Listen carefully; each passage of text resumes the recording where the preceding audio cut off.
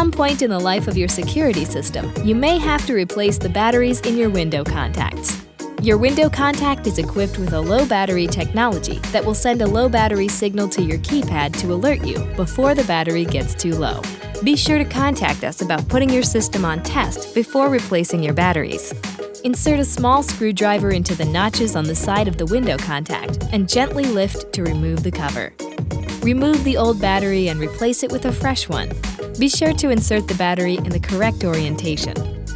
Snap the lid back on the window contact and perform a sensor reset at your keypad in order to clear the low battery message. Once the sensor reset is complete, be sure to contact us about taking your system off test.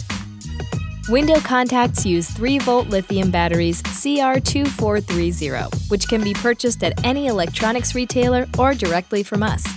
Be sure to recycle your used lithium batteries in accordance with your state and local guidelines.